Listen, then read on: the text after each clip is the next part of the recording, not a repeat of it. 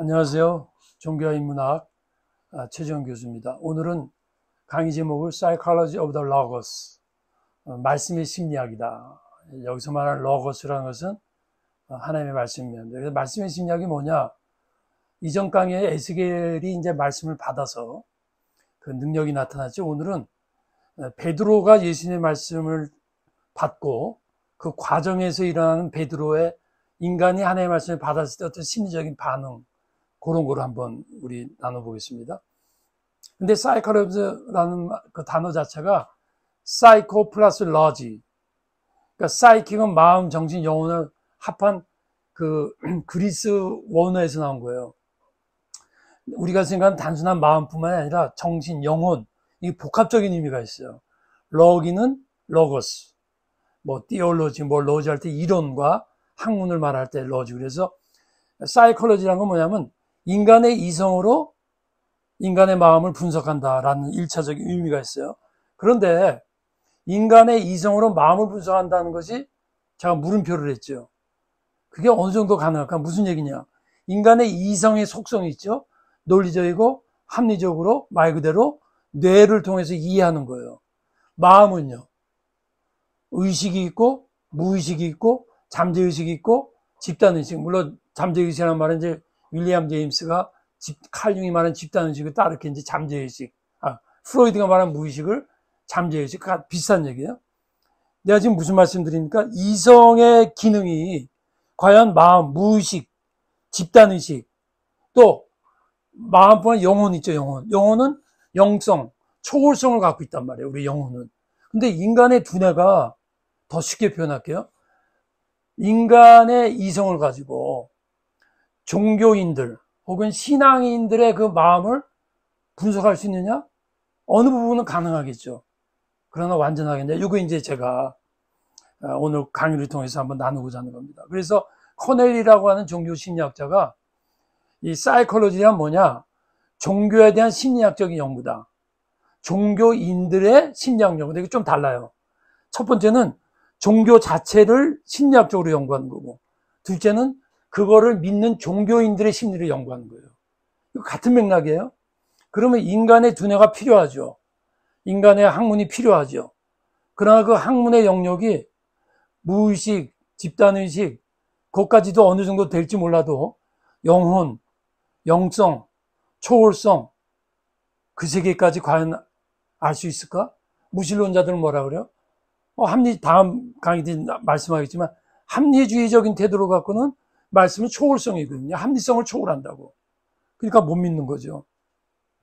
그래서 심리학적인 종교 연구는 종교인들의 믿음과 행동의 심오한 이해를 더할 수 있는 기능성을 가진 것이다 라고 이렇게 말씀하고 있습니다. 그래서 코넬리가 아주 중요한 말이에요. 일반 심리학자들도 그들이 참과 거짓을 판별하는 위치에 있지 않으면 말 안 되는 거예요. 무슨 말이냐면 정직한 심리학자들은 종교인이나 종교인들의 그 종교 체험 같은 걸 연구하다 보니까 정직한 심리학자는 이런 말하는 거지. 이게 참인지 거짓인지 분별하는 위치에 자기들이 없다는 거. 왜? 이성으로 영성을 분석하는 거거든요. 네, 어느 정도 이해가 되실 줄 알고. 그럼 말씀의 심리학의 기능을 말할 때 뭐냐? 이제 말씀에 의한 심리적 평안이 있는 거예요. 말씀에 의한 정신적 에너지를 우리가 받는 거예요. 말씀에 의한 영혼 구원의 영역이 있는 거예요. 말씀으로 인한 진리, 지난 강의 때 말했죠? 진리인식의 역사가 이루는 거예요. 말씀에 의한 정체성, 자아 발견이 있는 거예요. 말씀에 의한 자아 실현, 하나님과의 만남이 있거든요. 이런 것들을 심리학자들이 다 연구해야 되는 거거든요. 거기 이제 못해라고 말하기는 조금 그렇고 다 할 수 있어 이렇게 말한 것도 조금 있죠. 그래서 예수 그리스도는 말씀의 성육신이다. 나는 하늘로서 내려온 산떡이니 사람이 이 떡을 먹으면 영생하리라. 그러니까 예수 그리스도는 내가 길이요 진리요 생명이라고 그랬거든요. 그건 무슨 말씀입니까? 본인이 스스로 진리라고 말씀하셨고, 그건 뭐냐면 진리의 완성체예요. 생명의 완성체라고. 근데 예수님이 자신을 떡이라고 그러잖아요. 말씀이라는 거지. 말씀이 완전하게 인간으로 실현된 분이 예수 그리스도인데, 그 예수 그리스도가 본인을 떡으로, 말씀으로 이렇게 표현하셨다라는 겁니다. 그래서 구체적으로 말씀의 심리학하고 누가복음 5장 1절부터 이제 쭉 나가는 겁니다. 예수님의 말씀을 들은 베드로가 어떻게 쫙 반응하냐, 이게 굉장히 많아요. 그래서 이거 몇 번 나눠서 할 겁니다. 요거는 여러분께서 보셔도 글씨가 작아가고 잘 안 보일 거예요. 제가 말씀의 내면화 과정, 즉 하나의 말씀이 사람 마음에 들어왔을 때 어떻게 반응하는가를 쭉 했습니다. 이걸 간단히 보면, 첫째, 인텐션. 주님의 계획과 섭리가 있었어요. 무슨 말이냐면, 이 누가복음 5장에 보면 베드로가 밤새 고기를 잡는데 한 마리도 못 잡아요. 근데 예수님이 그 바닷가에서 오셔가지고 베드로에게 이제 말씀하시고 명령하시는 거예요. 그래서 이니시에이션, 주님의 주도성, 주님이 먼저 찾아오셨다는 거예요. 인트로덕션, 예수님께서 베드로에게 명령하시기 전에 먼저 말씀 설교하셨던 거예요. 그 다음에 인비테이션, 오늘 나오겠지만 베드로에게 먼저 말씀하시고 그 다음에 개인적으로 베드로에게 깊은 곳에 금을 던지라고 그랬죠. 그게 뭐예요? 인디비주얼리제이션, 말씀을 들으면 그걸 자기의 개인적인 것으로 받아야 된다는 거예요. 근데 베드로가 뭐라고 하냐면, 밤새 고기를 잡았지만 한 마리도 못 잡았는데요. 그 다음에서 주님 글지 않고 선생님 글거든요. 그건 뭐냐면, 나의 생각과 나의 지식과 나의 경험으로는 안 됐는데 던져보라고요? 인터로게이션, 말씀에 대한 의문이 있다는 거예요. 인텔렉처, 이성적 질문이 나오는 거예요. 그 다음에는요, 이너 컨플릭트, 말씀이 들어왔을 때 나의 경험이 부딪히는 거예요. 그 다음에는요, 인터프리테이션, 해석을 해야 돼. 말씀을 어떻게 해석할 거냐, 내 경험을 어떻게 해석할 거냐. 근데 그것만 갖고 안 돼요. 뭐가 있어야 돼요? 성령의 감동, 인스피레이션이 있어야 돼요. 인터빈, 나에게 성령의 감동이 있을 때 누군가가 나를 위해서 기도하거나 성령의 인터세션이 있는 거예요. 인카네이션, 그 다음에 말씀을 던졌더니 말씀대로 고기가 잡혔어. 그게 뭐예요? 그게 말씀의 인카네이션이에요. 말씀이 사실로 나타난 거예요. 에스겔 때 말했죠? 말씀의 물질아, 에스겔이 선포했을 때 뼈가 붙고 살이 되고 사람으로 태어나죠. 다시 인컴, 말씀에 대한 결과가 엄청난 수확이죠. 아이덴티티, 그 다음에 뭐예요? 주인이요, 나는 죄인입니다. 예수님에 대한 정체성과 자신의 정체성을 발견해요. 그 다음에는요, 예수님한테 말씀 통해서 그물에 엄청난 고기를 잡았는데 그걸 다 버려. 그게 뭐예요? 예수에 대한 헌신, 말씀에 대한 투자, immediate decision. 그걸 기다리질 않아요. 그 자리에서 했어요. 이것이 이 누가복음에 쫙 나오는데, 여러분 저희 20분에 이걸 할 수 있겠어요? 20분에 절대로 못해요. 이거를 서너 번에 나눠서 해도 빨리 하는 건데 재밌을 거예요, 여러분. 제가 이 말을 자랑보다도 요건 말씀을 몇 년 동안 이렇게 읽고 읽으면서 이거를 단계별로 쫙 나눠서 나름대로 이걸 대학에서도 강의 여러 번 하고 있어요. 여러분, 아브라함 메슬로라고 유명한 심리학자죠. 인간의 5대 욕구를 말했어요. 의식주, 생리적 욕구, 안전의 욕구, 사회적 욕구, 종교의 욕구, 자아실현의 욕구. 요게 베드로에게 그대로는 다 나타나는데 자아실현, 생리적 욕구, 안전의 욕구가 다 나와요. 그러니까 요거 재밌게 한번 볼 수 있어요. 자, 예수님의 말씀의 첫 번째 단계, 말씀의 인트로덕션. 여러분 잘 들어보세요. 누가복음 5장 1절부터 여러분께서 성경을 펴시고 보면 이번 강의는 많이 도움이 됩니다. 왜냐하면 성경 구절을 하나하나 하기 때문에. 자, 말씀의 인트로덕션 이렇게 시작하죠. 예수께서 한 배에 오르시니 그 배는 시몬의 배라. 육지에서 조금떼기를 청하시고 앉으사 배에서 무리를 가르치시더니 말씀을 마치시고 시몬에게 이르시되 깊은 데로 와서 그물에 들어 고기를 잡으라. 자, 이걸 자세히 보면요, 1차적 말씀이 있고 2차적 말씀이 있어요. 무슨 말이냐? 첫 번째, 배에서 무리를 가르치시더니 이건 1차적 말씀이에요.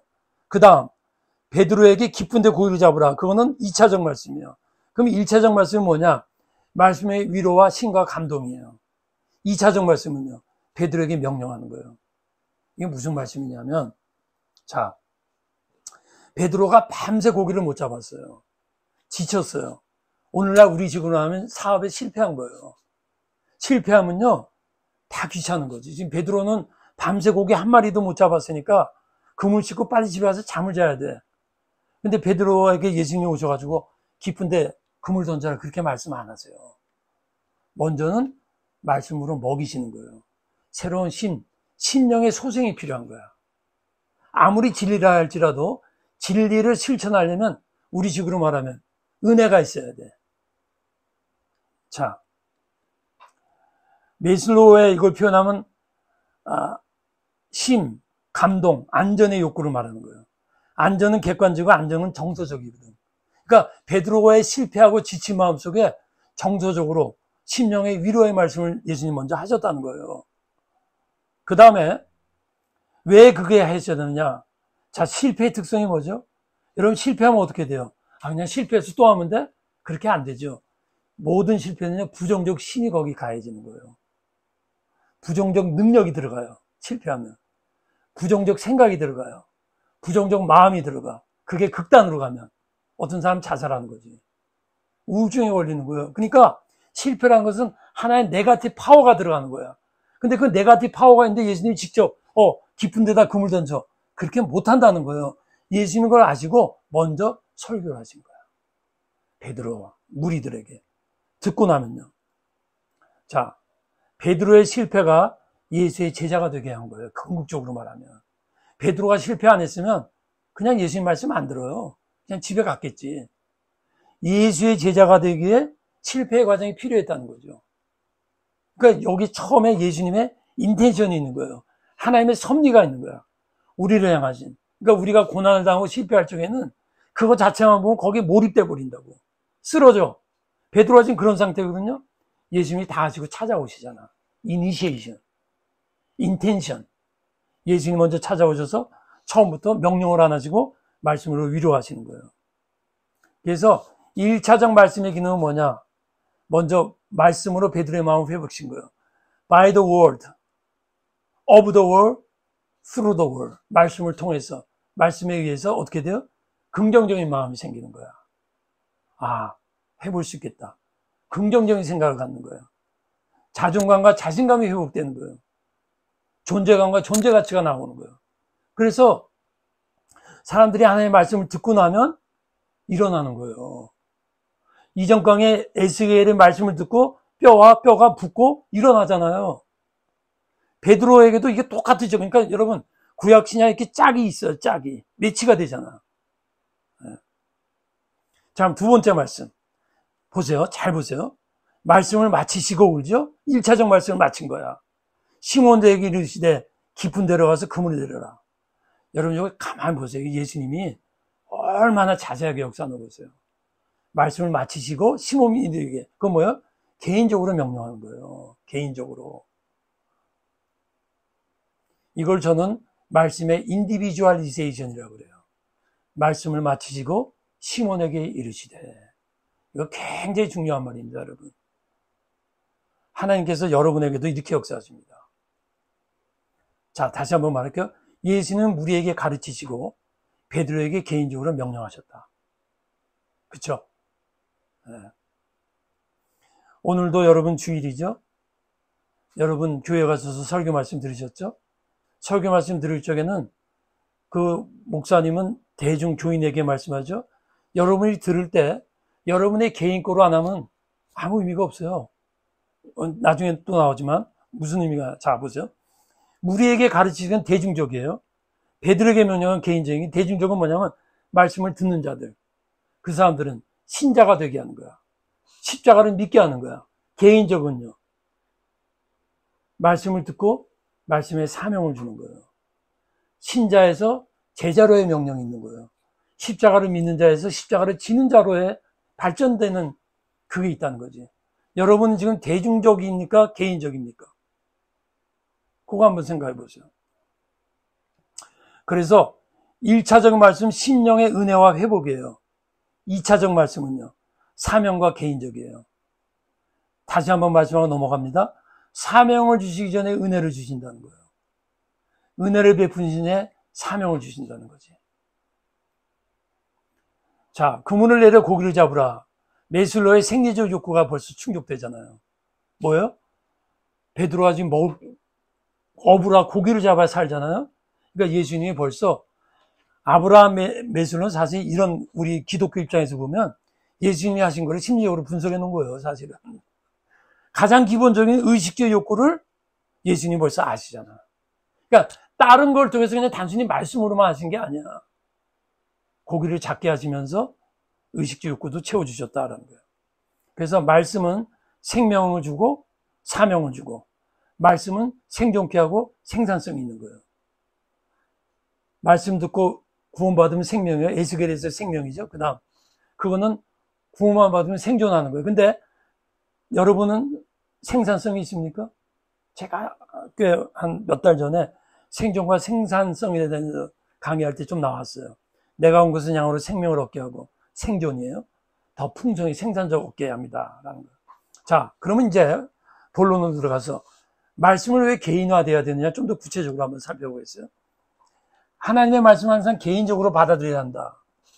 2번이 중요합니다. 말씀을 개인적으로 받지 않으면 어떻게 돼요? 말씀을 제너럴라이즈 시켜버려요. 여러분, 말씀이 내가 나의 말씀을 안 받아들이면 진리의 말씀은 그냥 일반적인 말씀이 된다고. 일반화시키는 거야. 그러면 어떤 일이 일어나죠? 말씀이 일반화되면 길가에 뿌린 씨앗과 같이 생명을 상실해요. 조금 전에 말씀했죠. 여러분 오늘 설교 들으셨죠? 근데 설교 들으면서 이렇게 생각하시는 분 있으세요, 혹시? 좋은 말씀이네. 저거 나 다 알아. 뭐 비슷한 말씀이지. 그러면 일반화시키는 거예요. 여러분, 하나님의 말씀 설교를 듣는 거는 지식을 배우기 위해서 듣는 게 아니에요. 지식을 배워서 듣는 사람은 항상 일반화시키기가 쉬워. 저거 다 아는 말씀인데 뭐. 그 다음에 보세요. 말씀이 일반화되면 말씀이 윤리적 차원에 머물러요. 설교 듣고 좋은 말씀이네. 맞아, 저렇게 살아야 돼. 그거 잘못된 건 아닌데 거기에 생명력은 없어요. 네. 그러니까 말씀이 도덕성이 있고 말씀이 도덕을 하게 하는데 말씀이 내게 안 되면 말씀과 윤리는 다른 거거든요. 윤리는 말씀의 결과에 의해서 나오는 건데 말씀이 내게 안 되면 도덕적으로 끝나버린다는 거예요. 그러니까 믿지 않는 사람들은 뭐 기독교나 유교나 다 좋은 말씀 하시지. 왜 그런 줄 아세요? 말씀을 개인적으로 안 받았기 때문에 도덕적인 차원에서밖에 더 못 보는 거예요. 그거 다 이유가 있어요. 그 다음, 말씀이 개인적이 안 되면 지성적 차원에서 끝나. 지식으로 남아, 그냥. 저건 말씀 내용 참 좋네? 그냥 배워. 머리로 배우고 끝난다, 그 얘기야. 그것도 잘못된 건 아닌데 어떻게 돼요? 나에게 주신 생명의 말씀은 안 되는 거지. 그 다음 단계 뭔지 아세요? 말씀이 지성적 차원에서 끝나면 말씀이 철학이 돼요. 그렇게 된다고. 예. 철학자들이 말씀을 연구하면서도 개인적으로 안 받으니까, 개인적으로 안 믿으니까 비판만 하는 거야. 기독교가 어쩌고 저쩌고. 그러다 극단으로 가면 니체같이 신은 죽었다 그러고, 샤르트나 이런 사람들 같이 무신론적 실존주의가 된 거. 왜? 간단해요. 개인적으로 말씀을 안 받으면요, 철학화되거나 도덕적인 차원에서 끝나는 거예요. 그 다음, 말씀이 철학적인 차원에서 끝나면요, 말씀이 추상적 사변화로 끝나. 이걸 뭐라 그래? 말장난이라고 하는 거야. 그러니까 믿지 않는 사람들은요, 제가 지금 굉장히 막 열정적으로 강의하잖아. 이렇게 말세에 조롱하는 사람들이 나온다 그랬어요. 이렇게 말할 수도 있어요. 저 노땅, 저거 뭐 기독교 얘기 또 저렇게 하네? 왜 그런지 아세요? 말씀 체험이 없으면 제 말이 그렇게 들릴 수밖에 없어요. 왜냐면 나름대로 연구해보니까 뻔한 얘기거든. 믿지 않으면 아무것도 없어요. 그렇기 때문에 예수님이 개인적으로 명령하신 거야. 부담을 주기 위해서 그런 게 아니야. 너가 내 말을 듣고 받고 실천해봐. 그러면 이게 진리인 줄 알아. 그래서 다음에는 실천을 또 연결시킬 거예요. 그 다음 끝나갑니다. 말씀이 개인화되자면 말씀이 뭐예요? 감정적 차원에서 끝나. 그러니까 막 부흥회가 중요하고 좋은데 부흥회 같은데 말씀이 막 가고 어떤 사람은 마음에 뭐가 이렇게 확 뜨겁지 않으면 은혜 못 받았다 그래. 그보다 더 중요한 거는요, 내가 개인적으로 그걸 받아들여가지고 그때 감정이 뜨거울 수도 있고 어떤 사람은 안 뜨거울 수도 있어요. 가장 중요한 게 9번, 10번이에요. 말씀이 개인화가 되지 않으면 실존적이 되지 못한다. 요 구체적인 건 다음 강의 할 겁니다. 실존적이 되지 못한다? 실존이 뭐냐는 건 다음 강의. 그러니까 말씀이 나의 존재를 못 바꾼다 그런 얘기예요. 그리고 말씀의 실존이 없으면 모든 실체가 실종이 된다. 그러니까 오늘날 왜 나라가 이렇게 망하느냐, 개인이 왜 이렇게 도덕적으로 부패하느냐, 근본적인 입장에서 말하면요, 말씀을 개인적으로 안 받아들였고, 말씀의 실천이 없고, 말씀의 생명성이 없으면, 제가 이전 강의에 뭐라 그랬죠? 하나님에 대한 개념이 바뀌면 모든 개념이 바뀌게 돼 있어요. 하나님의 말씀을 받으면요, 모든 것이 살아나게 돼 있다 그 얘기입니다. 예, 감사합니다.